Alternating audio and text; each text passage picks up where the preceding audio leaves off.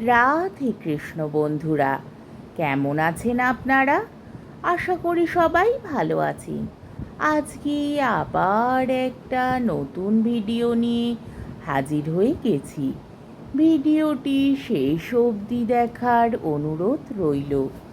আজকের গল্প শরৎচন্দ্র চট্টোপাধ্যায়ের বিখ্যাত ছোট গল্প পথ নির্দেশ।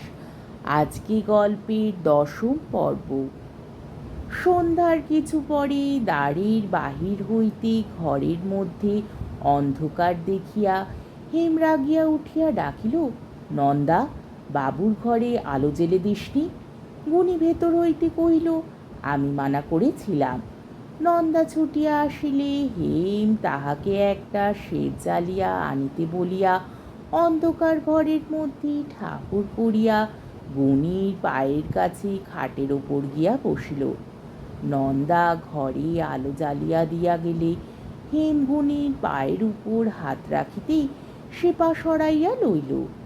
হেম ব্যথা পাইয়া বলিল, তুমি কি আর আমাকে পায়ে হাত দিতে দেবে না? গুণী বলিল, কাজ কি ভাই, তোমার গুরুর হয়তো নিষেধ থাকতে পারে। হেম বুঝিল যে সে আসিয়া অবধি পায়ের ধুলা লয় নাই। গুণী তাহা লক্ষ্য করিয়াছে, কিন্তু উত্তর দিতেও পারিল না, চুপ করিয়া রহিল। কিছুক্ষণ পরে বলিল, গুণীদা, আমার উপর রাগ করেছ? আমি কি কোনোদিন তোমার উপর রাগ করেছি হেম? হেম তৎক্ষণাৎ অনুতপ্ত হইয়া বলিল, কোনোদিন না, কিন্তু আজ ওসব কথা বলছিলে কেন? কি কথা ভাই? উইল করার কথা, আরও কত কি কথা। আমি বলছি গুণীদা, তুমি ভালো হয়ে যাবে, তুমি কিছু ভয় করো না। গুণী একটুখানি হাসিয়া বলিল, ভালো না হওয়ায় আমার কি খুব ভয় বলে তোমার মনে হয়? হেম কাঁদো কাঁদো হইয়া বলিল, তোমার পায়ে পড়ি, তুমি ওসব কথা বলো না। তুমি ভালো না হলে আমি বাঁচব কি করে? তুমি চলে গেলেই বা আমি বাঁচব কি করে? তাই যদি ধরে রাখি, যদি যেতে না দিই? হেম ক্ষণকাল নীরব থাকিয়া বলিল, আমাকে ধরে রেখে তোমার লাভ কি? লাভ? গুণী আর বলিতে পারিল না, নিস্তব্ধ হইয়া রহিল। বাইরে বড় বড় বৃষ্টির ফোঁটা পটপট শব্দে সার্সির গায়ে আঘাত করিতে লাগিল। একবার দমকা হাওয়া খোলা দরজার ভিতর দিয়া আসিয়া সেজের বাতির আলো নিবাইবার উপক্রম করিতে লাগিল। নিচে চাকরদের অস্পষ্ট কোলাহল শোনা যাইতে লাগিল। তবুও দুইজনে চুপ করিয়া বসিয়া রহিল। গুণী শিশুকাল হইতে অত্যন্ত অভিমানী, অত্যন্ত সংযমী। তাহার ধৈর্যের বাঁধ সে সুদৃঢ় করিয়াই গড়িয়া তুলিয়াছিল। কিন্তু সুলোচনার শেষ আশীর্বচন সেই বাঁধের ভিত্তিমূলে সেই দিন হইতে মুশিকের মতো নিরন্তর বিবর করিয়া নদীর জল ভিতরে প্রবেশ করাইয়া বহুদূরব্যাপী ভাঙন সৃষ্টি করিতেছিল। কবে কখন যে সমস্তটা ধসিয়া যাইবে তাহার স্থিরতা ছিল না। উন্মত্ত বাহ্য প্রকৃতির দিকে চাহিয়া একবার সে গোড়া হইতে শেষ পর্যন্ত কথাগুলো আলোচনা করিয়া দেখিতে চাহিল, কিন্তু তাহার রুগ্ন দেহ, দুর্বল মস্তিষ্ক কোনো কথাই যেন পরিষ্কার করিয়া বুঝিতে দিল না। হেম হঠাৎ বলিল, গুণীদা, চুপ করে রইলে যে, কি ভাবছ? কিছু না, কিছু না, আমার কথা তোমাকে বলবার নয়, তুমি বুঝবে না। কিন্তু যদি কোনো দিন তোমার মতি ফেরে, আর তখনও যদি আমি বেঁচে থাকি, এসো। হেম একটু সরিয়া বসিয়া বলিল, আমি সমস্ত বুঝেছি। হা অদৃষ্ট, যে রক্ষুক সেই ভক্ষক, শেষকালে তুমিই আমাকে দুর্গতির পথে টেনে আনতে চাও। গুণী এতক্ষণ একটা মোটা বালিশে হেলান দিয়াছিল। তাহার চোখ জ্বলিয়া উঠিল। উঠিয়া বসিয়া বলিল, ছি হেম, বুঝে কথা কও, ও কি বলছো? হেম তড়িৎ বেগে উঠিয়া দাঁড়াইয়া বলিল, বুঝেই বলছি। তুমি ঘুরিয়ে ঘুরিয়ে যা বলছো আমি স্পষ্ট করে তোমার মুখের সামনেই তা বলি। তুমি আমাকে নষ্ট করতে চাও? বিধবার আবার বিয়ে কি গুণীদা? আমি এত শিশু নই যে ধর্মের ভান করলেই অধর্মের পথে পা বাড়িয়ে দেব। আমি তোমার টাকা চাইনি, আশ্রয় চাইনি, কিছু চাইনি। আমার শ্বশুর বাড়িতে ফিরে গিয়ে উঠোন ঝাড় দিয়ে খাই, সেও ভালো, কিন্তু এই ঐশ্বর্যের আমার কাজ নেই। এই কুমতি আমার যেন না হয়। সেদিন বুদ্ধি তোমার ছিল কোথায়? সেদিন এমনই করে বলতে পারোনি। উনি স্থির হইয়া বসিয়া বলিল, হেম, দোষ হয়েছে, আমাকে মাফ করো, আমি পীড়িত। সে কথাটা একবার ভাবো। ভেবেছি, মাপ তোমাকে আজ না হয় দুদিন পরে করবই, কিন্তু তোমার সংস্রব আর রাখবো না।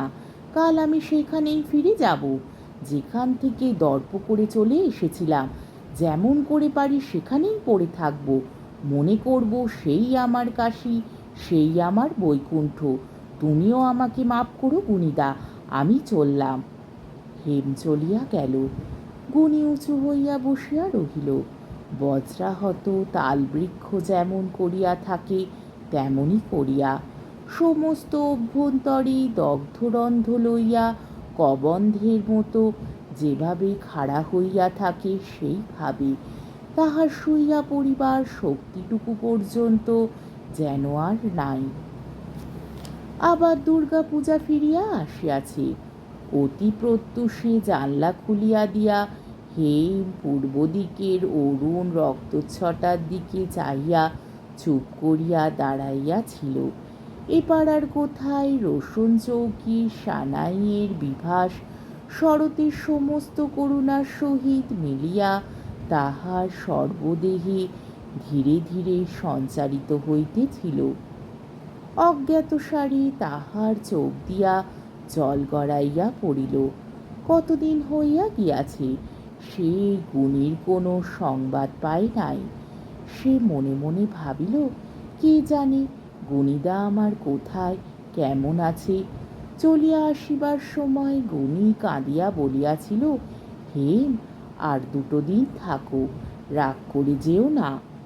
অভিমানীর চোখের জলের হেম সেদিন কোনো মূল্য দেয় নাই।